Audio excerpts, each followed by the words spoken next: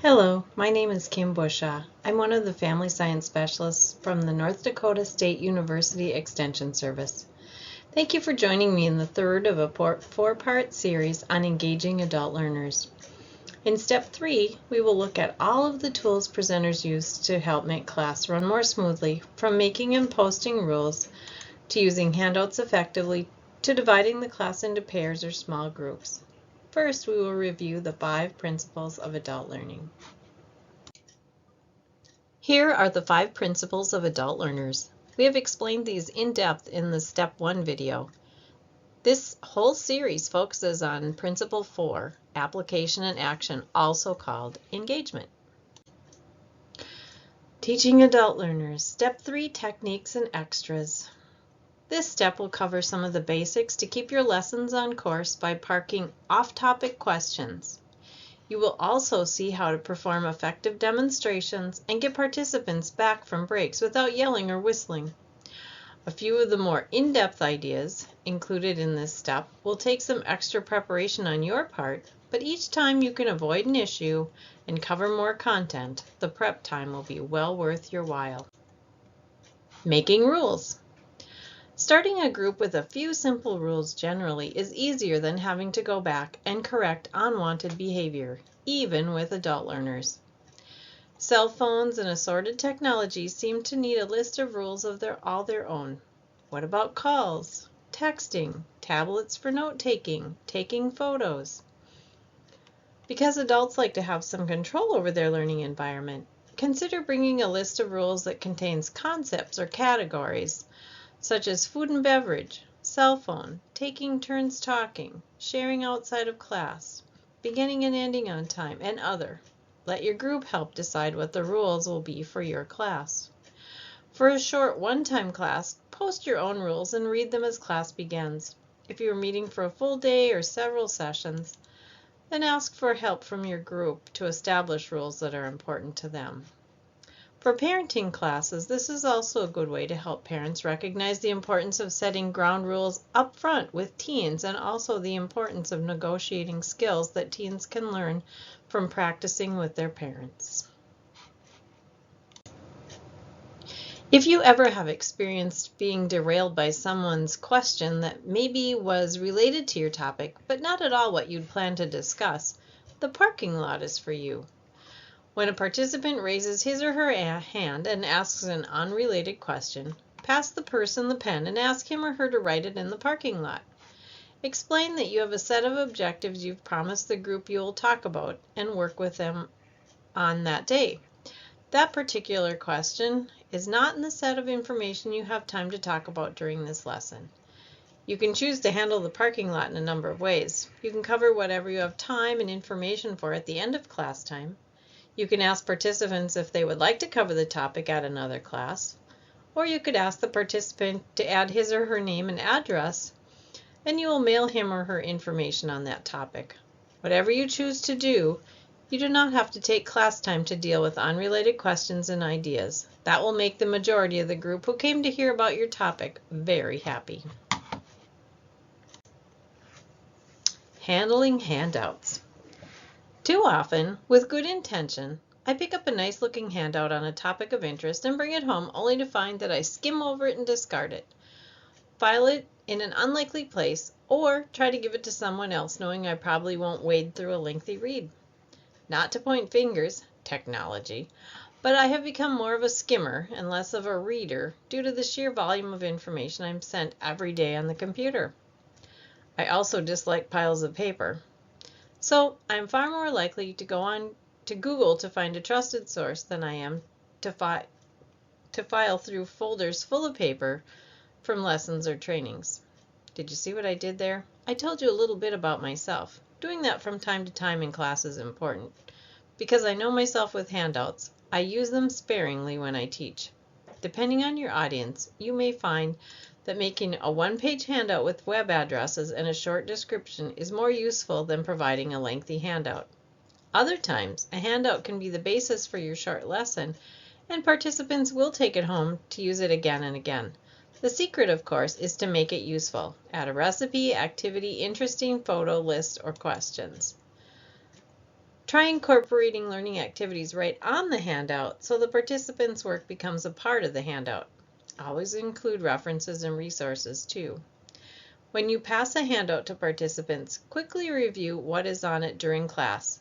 Then turn it into an activity by asking participants to read short segments to themselves and discuss those segments in pairs or small groups. Have each group read a different part of the handout and report back with 1 or 2 important points. Ask adult learners to read a paragraph or 2 and then star, circle, underline, or highlight in some way what they feel is most useful. If participants understand the benefit of the handout and interact with it in class, they're much more likely to use it later at home. If you've never been chosen last for the team, you may not understand the importance of dividing your adult learners rather than asking them to find partners on their own. Here are a few ways to make it more interesting and less stressful. Ask participants to stand, and when the music starts, to walk around the room thinking about some issue you give them related to the topic you're talking about. Give them an amount of time, such as 2 minutes. Repeat what they're to do, walk and think, and then start the music. In 2 minutes, turn off the music and tell participants to stand right where they are. Ask participants to greet the person who's closest to them and work with that person as their partner for this session. Help determine who will work with whom in the case of a tie. And this is easy to figure out if they just put their hand out to shake hands. It's usually the person closest to them is the easiest one to reach, and they can use either hand to shake hands. Demonstrations. You often have ways to demonstrate what you're talking about. If you're speaking to a large group, be prepared with appropriate equipment so everyone is able to see and hear. This may require special equipment or several stations where many people are doing the demonstration at the same time. If stations are set up for demonstrations, invite participants to try their hand at whatever you're demonstrating too, if that's feasible. Certainly not all program areas or topics will lend themselves to doing skits or taking on another's role. This can be a powerful way to try on a situation for the actors. Skits and role plays work well with parenting, relationships, and communication topics. If you choose to do a skit, be sure to ask for volunteers. Many adults fear public speaking. Others like being the center of attention. Putting a participant on the spot can go badly, so know your group before you decide to do a skit or role play. One simple prop per actor will help set the stage and assure that the audience knows who is who in the skit. Role-playing can happen easily between just 2 participants. Write out the roles or at least a situation so they can take it from that point and ad-lib if they wish to do so. Pair up the class and have each play out the situation. As a follow-up, ask each participant to write a quick sticky note about how they felt seeing the situation from the other person's perspective. Bring them up to the board or chart paper with headings, parent, teen, child, etc. Typically, role-playing with no audience is less anxiety-producing than performing a skit in front of the class. Provide each participant 1 red, 1 yellow, and 1 green slip of paper.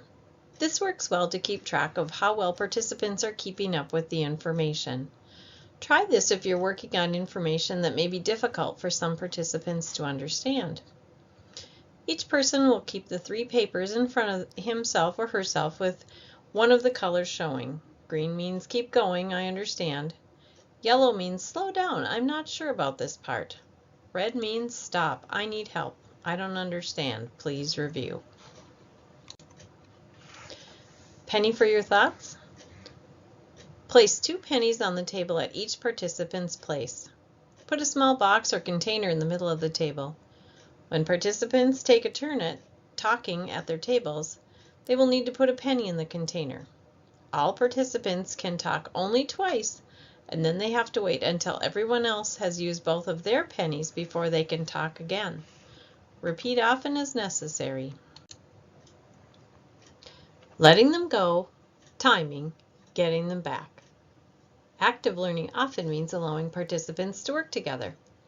After setting up the activity and dividing participants into small groups, figuring out how to time the activity and call the group back also is important.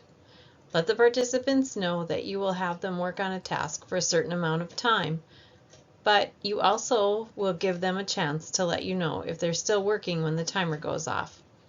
If you can allow extra time for an activity that's getting some lively engagement, by all means do so. You can try a timer, but unless it continues to ring and you have a microphone or speakers, chances are a group of any size will be able to ignore it. For any classroom situation, cue up a selection of music that you can start and stop easily. Again, external speakers usually are necessary. If you have a bell with a nice tone, try it. You may wish to move about the room, ringing it and checking with groups to see how they are progressing. Use the timer on a smartphone, but consider using a Bluetooth-enabled speaker placed out in the room if you want to be heard in a group of people or even a medium-sized room. Remember, participants will be lost in conversation while doing the assigned task. Try flipping the lights off and back on to get attention if the noise level is too high. Lately, I've noticed teachers who raise a hand and make a peace sign or count down on their fingers to signal when to regroup. I appreciate that versus someone raising his or her voice, or worse yet, doing that sharp whistle that hurts my ears. This is more effective when the instructor sits down or moves away from the stage and then returns to signal the time. Traffic lights, as shown here, are also practical in some applications. Most importantly, agree on and practice a signal before you let your participants go off to their work. You will get much more likely to get their attention if they know and are familiar with the signal you choose. To end this step, let's consider some of the ways to be sure your participants know that they've learned from the session. Try different ways to review each segment you teach. You have hundreds of ways to do a review. Just use your imagination. This slide shows a handful. The first one is a game. This one is a family feud type that everyone could answer together. Many game shows are great for their review because the premise is question and answer. 3 shapes. This works as a worksheet, but why not spice it up and put each giant shape on a different wall of the room? Then have participants fill out a sticky note for each and put the note by its shape. 5, 4, 3, 2, 1. Have participants name 5 somethings from your lesson, 4 somethings else, 3 other things. You get the pattern. When they hit 1, they're free to blast off or leave for the day or the break. Start at 10 or 3 depending on how long you'd like to spend on it.